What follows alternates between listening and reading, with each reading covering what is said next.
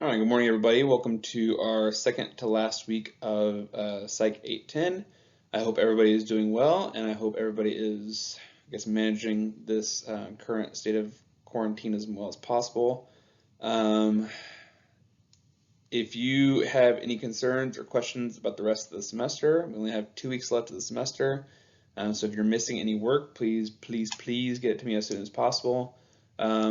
If you are needing any help or any extra credit, please let me know. Otherwise, I will go ahead and let you watch the slides. They've already been recorded. And I think that we are done with assignments for this semester. I think that the last reflection was due last night. Um, and so, yeah, and so we are essentially just missing the final exam of the semester, and then we are done for the semester. So, if any of you have any questions or complaints or concerns, please let me know. Um, uh, Pitt State did email me this morning. I guess actually they emailed every professor this morning to encourage everybody to finish the classroom evaluations. So go online, evaluate me, let me know how I'm doing, let me know what I could be doing better or what I'm doing well.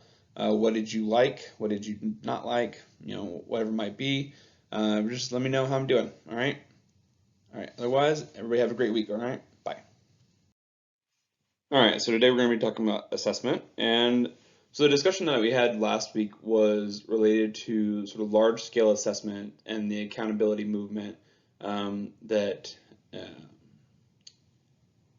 depending on the state that you in, is currently still raging, or is current. Most states that I have any experience with are usually seem to be backing down from sort of this more large scale testing. Not that they're not giving the large scale testing, but they're no longer requiring sort of testing data to process graduation or whatever it might be. But so this week we're going to talk about your testing in your classroom, and so what testing looks like as teachers, and what could testing look like for your classroom specifically. So not necessarily looking at sort of large scale, statewide, national level testing, but now we're looking at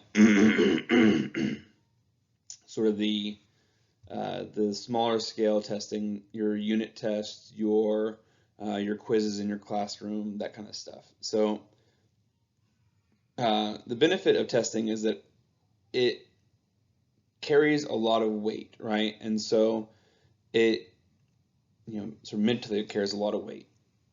And so testing can be a really great method of helping students understand the important topics of a classroom or of a class lesson, and then helping them to try and retain that information, right? So the information that is presented on a test is because we do sort of mentally put so much gravity, so much weight on testing, on tests, then we are more likely to remember the information that is on that test, right? So we are going to study, ideally, and then we will take the test. And testing has been found to help improve retention to a certain extent. Ultimately, you are obviously going to lose certain things. I took a lot of tests when I was an undergrad, but that was a long time ago, and my long-term retention when it comes to that information is probably pretty minimal, if I'm being honest. But ultimately, our goal is to help students sort of retain information for long enough that they can take that information, take it to the real world setting. So for this class, my goal is to have you retain as much information as possible to then take to your classroom and be able to use it in the classroom. And then at that point, experience will kick in, right? So whenever I was in grad school, they taught me a lot of things that may or may not have made sense at the time. But their goal was to have me retain that information and then take it to become a school psychologist. And then once I became a school psychologist, a lot of these concepts really became more concrete in my mind. Okay, and so the benefit is that, testing obviously it can possibly increase student learning, it can increase student motivation, and it can teach self-regulation, right? So there is some level of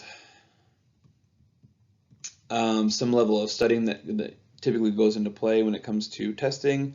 There is some level of sitting down with a book and having to sort of comb through that book and flip through the pages and read the book and take the time to read the information, process the information, and retain that information as much as possible.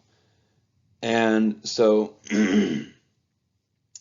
it's at this point that I want to have a little bit of a discussion. This we're going to do the discussion for the week is understanding what you are assessing. Okay, so what are we testing? And whenever we ask that question, we need to be able to answer, so what do I want to test? What is my goal with testing? Right, and so my goal with my tests, obviously these are online tests, you're taking them at home. So my goal is to, as much as possible, test your reading, test your, whether or not you've opened the book, test your sort of engagement with the text. All right, so ultimately that is what I try to use to shape my tests. And whenever you ask that question of what am I trying to test, that can change the way you test and sort of the format of your test and how your tests look considerably compared to other situations, right? So, and it can also change depending on the class, right? So I have multiple choice tests for this situation. But in other classes where I need to have students sort of engage more with a particular topic, not necessarily an entire breadth of information, I really want them to focus on testing and specifically like IQ testing. Then maybe at that point I'll do like an essay type test or a long response kind of test. But ultimately it is based on this question of what am I trying to test? Am I trying to test, if you look at sort of the traditional model of testing, where you have students walk into a room and they have to sit down with a sheet of paper and a Scantron in their hand, or whatever it might be, whatever the sort of the paper in front of them is. But ultimately they have to sit down and it's multiple choice test. Are you testing their retention of knowledge, or are you testing their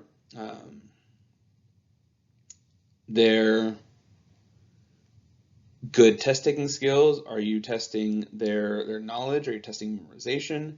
And really why I raised this issue is because ultimately, and I'm sure many of us in this room, this digital room, can sort of speak to this and have had situations similar to this, or I've met someone that has this situation, but there has been a point in probably most of our lives where testing came easy for us, if I'm being perfectly honest. And if you are not one of those individuals, you can obviously say your 4-letter words at me and and whatnot, but give me some time. So, but ultimately there are many of us that testing came very easy for us, right? So we sort of intuitively knew or understood that if there are 4 multiple choice questions, then let me read the question and let me see if I can get rid of any of these. So I have a 25% chance of getting it right now.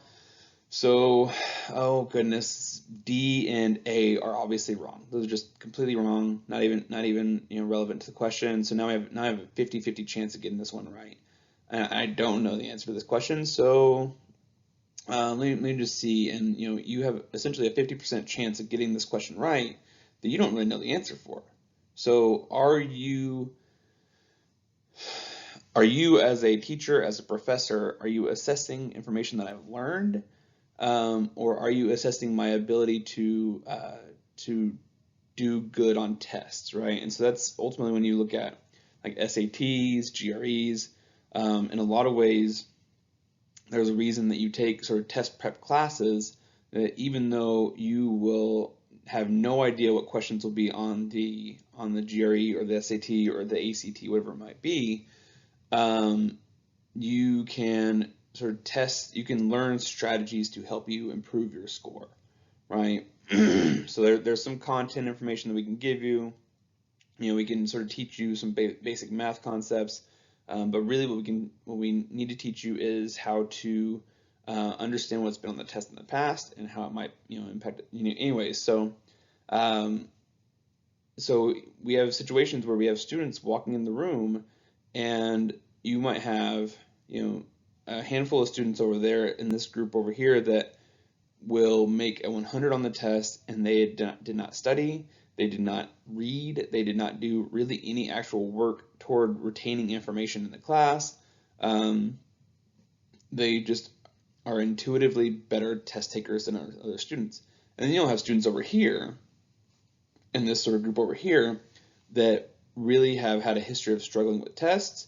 And it's sort of one of those situations of this vicious cycle where you don't do well on a test, and then that, going back to the motivation discussion from a few weeks ago, you have failed the test, and now you have confirmed to yourself that I'm not very good at testing, and so any future testing that comes along, I'm going to be stressed about, and I'm going to be a little concerned about whether or not I can do well on this test. And so that alone will impact your score, right? So the fact that you are anxious about a test, the fact that you sit down and you tell yourself, I don't know if I'm going to do well on this test. This is going to be terrible. I'm going to blow it, can immediately impact your ability to do well on a test. We all know that, and it's pretty common knowledge at this point. And so it's important for us to understand, again, what are we testing? Why are we testing it? And are we doing a good job of testing everybody in that specific situation? Because you don't want to be testing, can somebody take a test and not be anxious? I'm assuming that is not your goal. If you are in the Army, if you're in the military, or if you're in sort of Secret Service, if you are in these situations where you are going to be faced with situations where it's high demand, sort of high risk situations, then yeah, maybe. But obviously none of us are going to be teaching teaching students for that given situation, right? So, or if you're a police officer, if you are, then you are going to need to be tested on your ability to sort of keep your cool in very stressful situations. But ultimately, we're just trying to assess whether my student learned science or not. And so ultimately, sort of long story, very long story, 11 and a half minutes long, but a goal here is to highlight just that we need to make sure that we're asking the question, what are we trying to assess? What skill are we trying to assess? And that is why I want to have a discussion for this week. So testing has changed, right? Testing has changed. And this looks a lot different depending on where you are, right? So, but regardless, testing is different today. The testing that I see going on in schools today is different than it was 5 years ago, and it's most certainly different than what the testing I went through whenever 20 some odd years ago. So ultimately, it is one of those situations where we have changed the way that we test. And I want to have a discussion about how has that testing changed? How have you noticed, if you have kids and they're taking tests, how have you noticed their changes or their testing changes from when they're in elementary, middle, high school, and your testing change in the testing, what testing looked like whenever you were in that same sort of age range, right? So how has testing changed, or how have you noticed testing being changed, and what have we gained and what have we lost? And I want to avoid any discussion of sort of it could be very easy to to say, well, I heard on this random news channel over here that we now do testing this way, and that's wrong. I don't agree with that. So I would like to, as much as possible, use real world examples that we have seen ourselves, and try to have a discussion using that. Try to have a discussion using those examples that we have seen in our own daily life. And what have we lost? What have we gained? And so I'm thinking about sort of what testing looked like whenever I was in high school.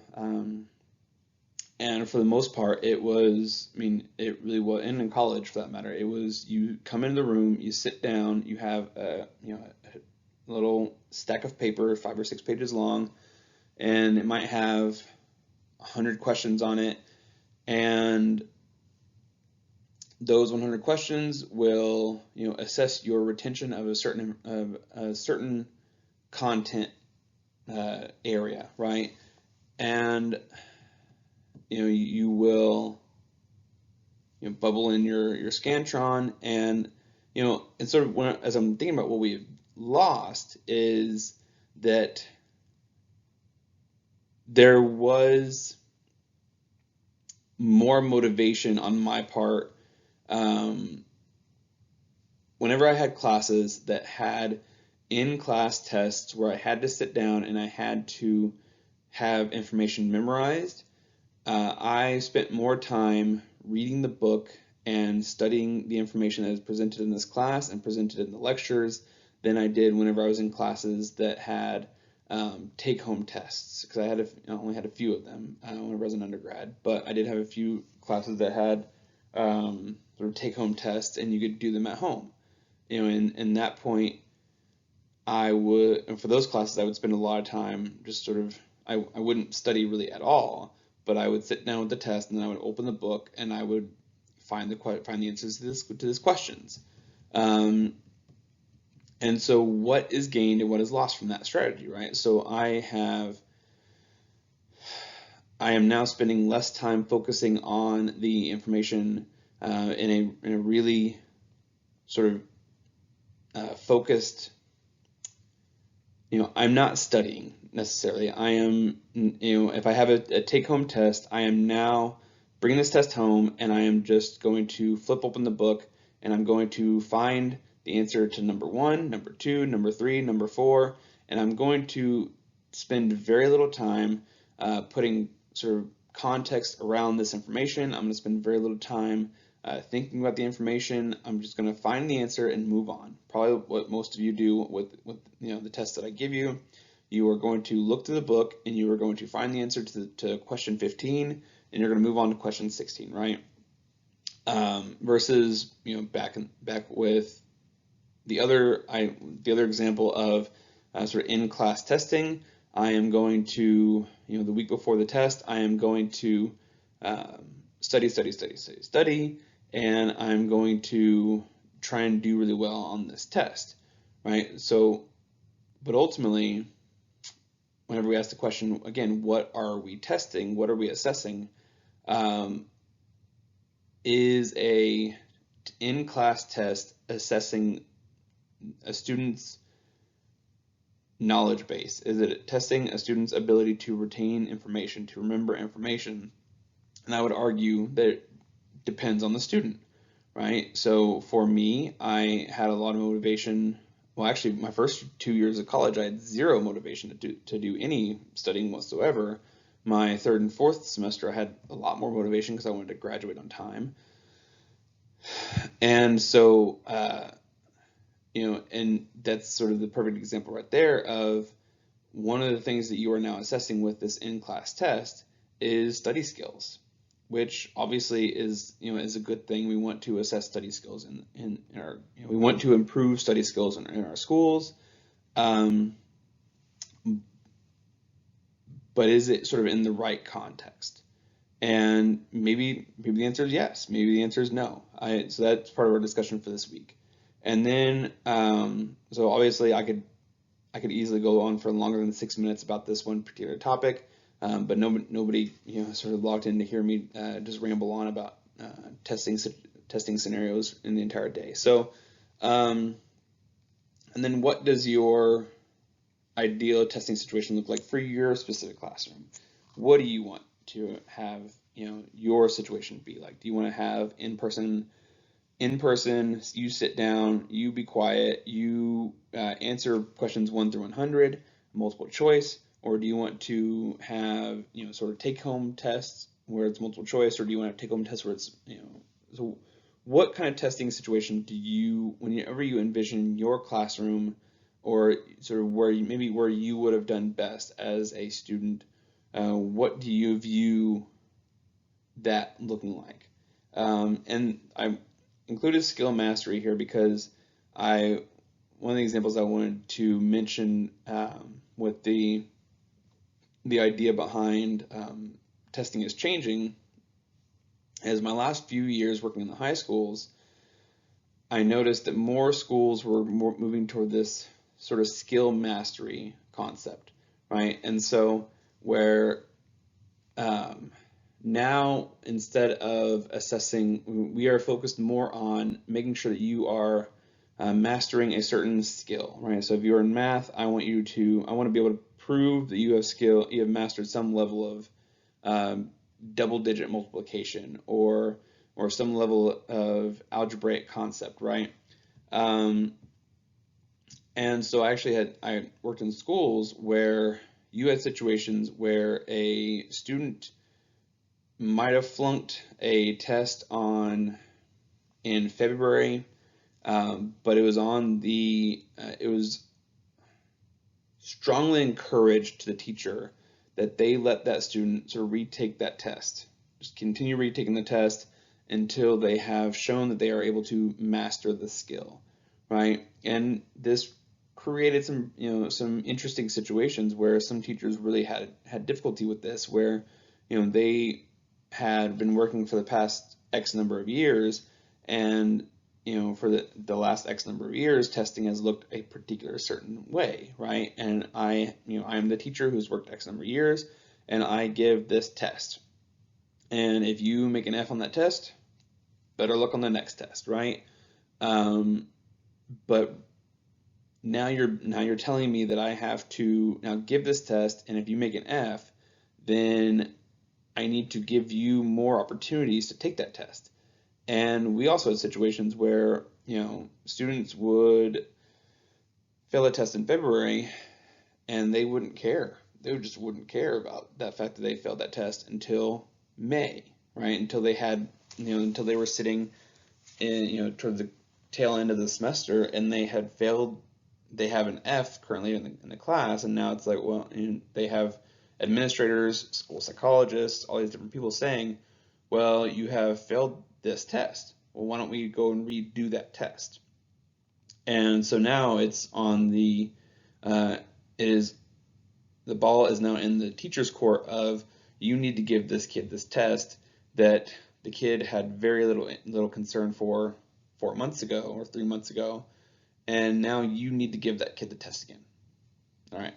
So just discuss sort of the pros and cons of sort of each testing scenario, right? And if I have confused the hell out of you, probably so, but email me and we can have a discussion about it, and I can obviously try to help as much as possible to sort of formulate what what your thoughts are as you sort of move through this discussion topic. But ultimately, that is our discussion topic for this week. And now we're going to discuss actual testing. So one of the big areas of testing, so there's sort of these two kind of branches of testing. There's formative assessment and there's summative assessment. And formative assessment is one where there is multiple testing data points, right? And so this is where you might see a teacher that gives a pretest. So it is week 5 of any given semester, and Monday I give you a quiz to figure out to see what you know before the week starts, right? So maybe you've done some reading and in the topic, and I'm going to see what the students know. And I'm going to do that first thing on Monday morning, and it's just going to be a quick 5 to 10 minute quiz. I'm going to take it back, I'm going to grade it, and then you're going to go through instruction on Monday, instruction on Tuesday, instruction on Monday, instruction on Wednesday, and instruction on Friday. And then Friday at the end of class, you get another 10-minute quiz. And so then you can sort of compare these two data points, right? And so the pretest gives the student the information that these are the important points that the teacher wants me to learn.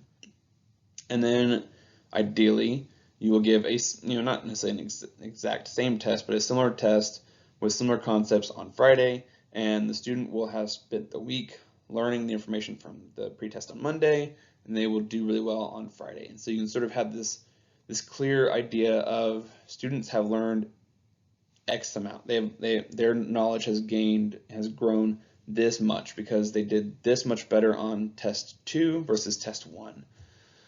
Other situations, formative assessment doesn't necessarily have to look like that. There are so many different, essentially what formative assessment is, in its simplest terms, is, sort of constant assessment where you are constantly taking data points and you are using that data to shape how you teach students. And then using that data can also convey to the student the information that you find as important, right? So even if it is, having a student go up to the whiteboard and do a particular math problem, then that student now knows that that math problem right there, double-digit addition, is an important concept in this classroom, and you now know student A has no idea what double-digit addition is or is fantastic at double-digit addition. And so really it's just taking as much data as possible and using that data to shape your classroom. Okay, so that's formative assessment in its simplest terms. It can be formal, it can be informal. It doesn't necessarily need to be a 10-minute quiz on Monday and a 10-minute quiz on Friday. It can be, again, it can be a discussion with a student, and you can sort of take that as informal data on what a student has learned, right? And then the opposite of that, or the sort of the counter to that, is summative assessment. And summative assessment is more along the lines of what traditional testing will look like, where you have students come into the classroom and they sit down and they bubble in their bubble sheets, they complete their Scantrons, whatever it might be, and then they're given a grade. So they're tested and given a grade, and the goal with that, you might hear a train here in a few minutes. I live near train tracks in Pittsburgh. I guess everybody in Pittsburgh lives relatively close to a train track. Anyways, so the idea is that we want to give a student a grade based on how much they have learned. And that is why I will constantly go back to the question of what are we testing, and are we testing student engagement? Are we testing student learning? What are we testing? And is our testing scenario appropriate? And obviously summative assessments have their value, right? So summative assessments have been found to increase student motivation. They can increase sort of interest in a topic because we do mentally put so much weight on tests.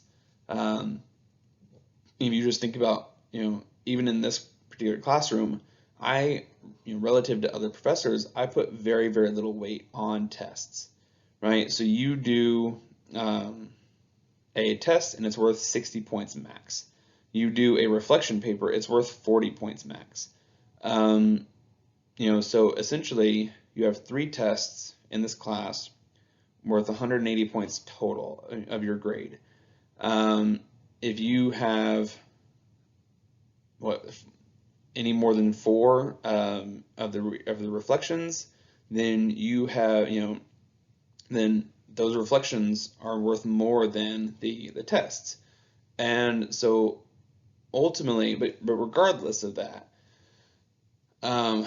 there is still obviously a level of anxiety that comes with the test, right? And I know that because I usually get a lot more emails around the time that I give a test, and which isn't a problem. And I really do enjoy getting emails, believe it or not. But ultimately, there is tests have a certain level of weight that they carry in our mind because we are now students that have spent decades in school, and we are, I shouldn't say decades, but many years in school, and these tests have been sort of ingrained into us that they are important, that they will decide the future of X, right? So tests and tests in schools, they decide funding, they decide teacher job placement, they decide your student whether or not a student can go to AP English or not. Tests are used to decide so much in the schools that by the time you're at this point in your education, you are so, testing situations do, sort of earn a larger chunk of your emotional mental capacity than, writing a paper, right? And then there's also sort of this context of, tests might take it out. Anyway, so there's a lot of discussion that can all go back into the discussion topic for the week. I ultimately, as you might be able to see from my interest in this topic, I hope to see a lot of very rich dialogue going on in the discussion topic, but I don't want to necessarily spend all my time here talking about random stuff like that. All right, so summative assessment. So data-driven instruction. And formative assessment is, going back to the benefit of formative assessment, is that it can provide a lot of data, right? And so if I give a test at the end of the semester, and that is the only test that I give, or that is the only real kind of data that I collect, is at this point at the end of the semester, then it is going to be hard for me to understand what my students are learning August through December. But in December, I now have this data point where I can now know, okay, students didn't get X, Y, or Z, but you don't really know where that breakdown occurred, right? And so it's, to give a smaller scale example, if you are a math teacher, right? Every math teacher that I've ever had in the past, I stopped taking math, and I guess I took an undergrad math class, but ultimately, every math class that I ever took, the teacher wanted to see the work, right? Every math teacher always says, I want to see your work. I want to see every single step of, A through Z. What steps did you take? Because I want to see where your skill level deviated from the correct path, right? And so that is essentially data-driven instruction, right? So I now have given a teacher all this data, which is my math work, and the teacher can say, okay, Jason did step A, B, C right, but he did D wrong, which is where he went off. So now I need to reteach topic, I need to reteach step D to Jason. And so that is essentially data-driven instruction, as opposed to if I just turn in my work and it's a math assignment, and here is your math problem right here, and down here I just write 48, and the answer is not 48 whatsoever. The teacher cannot look at my paper and understand, okay, where did he go off? Where did he sort of deviate from what I expected? And so really that's the idea behind data-driven instruction, is using some kind of sort of immediate testing, informal, formal assessment to guide how we instruct our students, to guide how we are helping our students improve. So it's pretty clear concept, and ideally most of you are not putting your students in situations. I'm sure all of us had situations where we were tested in December, and those are all a grade. But hopefully most of us are taking the time to sort of get an understanding of student learning in August, September, October, November, and December. All right. So different test item options. Multiple choice is probably the most common you see out there these days, or really just in general. And it's going to be important that we make our tests, the items, the questions, very clearly stated. And this can be very, very difficult. And I am not perfect. I acknowledge there are questions that I have written in this class. Obviously, some of you have emailed me and given me feedback on certain questions that I've written and how they are not worded the best, which I actually do appreciate, because without those emails, I can't improve the quality of the questions that I'm giving. But ultimately, the reason you want your questions to be clearly stated is because if you write a question where, well, yeah, the answer is probably A, but I feel like he is leading me away from A and he wants me to say D. So I'm going to say D, and I get it wrong, I'm going to now be frustrated because I don't like getting a question wrong. And now I'm frustrated because I feel like it was because the question was worded poorly or wasn't worded thoroughly enough or clearly enough to help me not feel like I'm being led away from A specifically. And then obviously you're going to have, with any multiple choice question, you're going to have one correct answer, you're going to have 3 incorrect answers, or maybe 4 incorrect answers, whatever it might be. You're not going to want to have a situation where one of the distractors or one of the incorrect answers is so clearly wrong where the student can just scratch that out. And that goes back to the point that I was making earlier, where making sure that we are testing knowledge retention versus good skills, good test taking skills.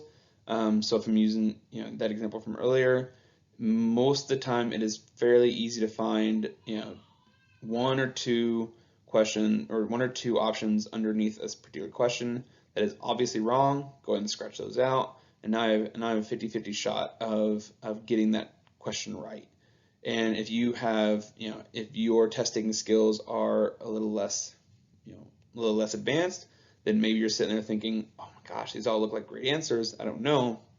And that student still has a 25% chance of getting that question right. So ultimately, you don't want to make your distractors too clearly wrong. So if you are asking a question about biology and you're saying, which of the following is an example of an insect? You don't want to say like ant, cockroach, alfalfa, monkey, right? Like, obviously, those are completely and obviously incorrect, and ones that I can easily just scratch out really quick.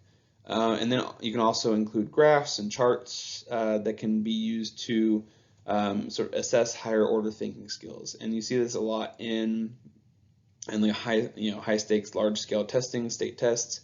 You'll see not even just in math anymore, but also in reading.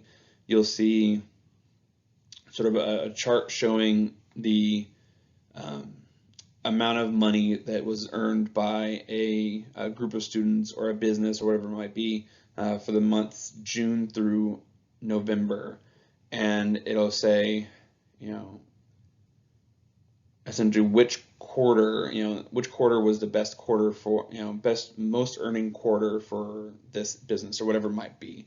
But ultimately, you're including a chart to determine, is a student able to look at this graph, process the information, and in a meaningful way, and then they are able to provide that, give you an answer back, right? And then obviously there's matching items where you might have 5 different choices. You might sort of essentially 5 questions in one, and then 5 answers, and they have to be able to match them as appropriate. There's true and false questions, and the biggest limitation when it comes to these types of test questions is their inability to gather higher order thinking skills, right? So sure, I now know that you know what the accountability movement is, or what the accountability is in sort of the context of this particular question. What is sort of the movement that led to I don't even know how to word this question in this given situation, but essentially, if you answered a question with C, accountability, I now know that you know something about accountability and the accountability movement. But that's all I know. Right? As a professor, that's not that much information, and so that's why you see professors and teachers moving toward sort of blue book tests, where you now have to. I don't want you just to tell me about accountability. I don't want you just to answer a question about accountability. I want you to tell me about accountability. What impacts has accountability had on teachers, on the classroom, on schools, on states? So it is my opportunity to get more knowledge from you. So I'm not just assessing this one very limited bit of information. Now I'm assessing your breadth of this entire knowledge base, your understanding of this entire knowledge base. And so that's where you see written response items. So short answer can be beneficial whenever students have to provide sort of a 1 or 2 word response. Maybe it is what is an example of a primate, and a student gives an example of a primate, just writes monkey. They write their response in this little box, or they have longer essay questions where, again, going back to the idea of what is accountability, tell me everything that you know about accountability. This is your opportunity to convey all your knowledge to me. So that is where you see written response items. The benefit of these is you are better able to assess a student's knowledge of an entire topic. The issue is that if you have 100 students, honestly, what I'm realizing this semester is I have 120 students, I think, between the 4 classes that I have, and I have everybody write papers. And I like to read. I really enjoy reading, but it is one of those issues of reading 120 papers can be a little overwhelming. It can be a little exhausting. And so that is, the issue that you're going to have in your situation. The benefit of multiple choice questions and answers is that it is quick, and it is sort of, gets right to the point. It's very quick. It doesn't take you a whole lot of time to grade, or it takes you less time to grade than if you're doing essay questions. Essay questions, you will get a better understanding of what the student learns, but it does take more time on your part as the teacher, as the professor. So there's pros and cons to both situations. Performance assessment is where you might see, these are sort of areas where it's a little bit harder to just assess a specific piece of knowledge, right? So if you're thinking about like a biology lab or a music class, then it is harder for us to assess sort of your understanding of the anatomy of a frog, right? So I'm going to take you into a lab, and I'm going to have you dissect a frog, and I'm going to have you take notes on that. I'm going to have you keep a journal of the knowledge that you are sort of learning as you're dissecting this animal, or as you are mixing these 2 chemicals together, or as you're doing something. Or in music, I can't necessarily just ask you a generic question of, what is an A flat? And you can obviously answer the question, from like a music theory standpoint. And it's been a long time since I took music theory, so I will not try to figure out an answer. But ultimately, it is more beneficial, or it is more reliable to have a student play a piece, right? So what is this, insert name, sort of insert any given orchestral piece here. What is this piece? And you might be able to answer that sort of from a technical standpoint, but it would be more beneficial, obviously, in a music class for you to have played that piece, to have learned, to have practiced, and to have conveyed your knowledge of that piece through your playing of that music. And so in that situation, you're not going to be given a multiple choice test. You're not going to be given an essay test. You are going to be given, you're going to be asked to play a specific piece, right? And so it, even as I'm talking about it, it seems asinine to think that a music teacher would ever give an essay test, because how would you even assess what this piece is, right? I mean, unless you're, again, looking at sort of the higher order music theory, composition components of, Mozart's, masterpieces or whatever it might be, you can sort of look at it from that perspective, but you're not going to do that for a high school trombone player, right? You're gonna, you want to see, are you learning how to play your trombone? Are you doing are you learning how to, like jazz music? It could be an example of an area where I absolutely would have flopped considerably. I would have failed that so bad if any teacher had ever given me a test over jazz music, because I could never really get the rhythms down. I have zero. I have I'm very good whenever it comes to music sort of being very standard. If I see a sheet of music, I can play what is on that piece of paper.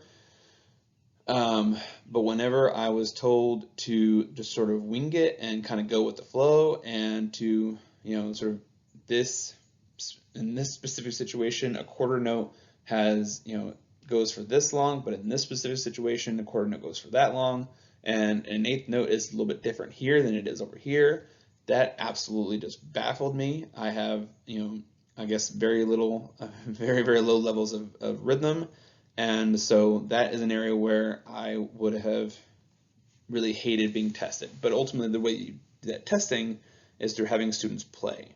And having the students play gives you an understanding of, is that student learning? Other ones can be a portfolio, can be, checklists to just, well, essentially assessing students' understanding of a particular topic. And so then ways we can reduce test anxiety. There's obviously a lot of ways that we can reduce test anxiety. One of which is reminding students that they can retake tests if your policy allows for retaking tests. Avoiding social comparisons, right? So this, at this point in the classroom, we've discussed multiple times why we should avoid social comparisons in the classrooms. It decreases motivation. It can lead to not the most positive relationship between you and your student. There's a lot of reasons why we need to avoid social comparisons. You can give plenty of time on the test, right? So if you have a test that takes an hour, maybe give an hour and a half. Help remind students that, just because you don't finish it in this 50-minute block, you can come after school, you can finish it before school tomorrow. Hey, Friday we have some extra time to we have extra time on Friday. You can finish it on Friday after class.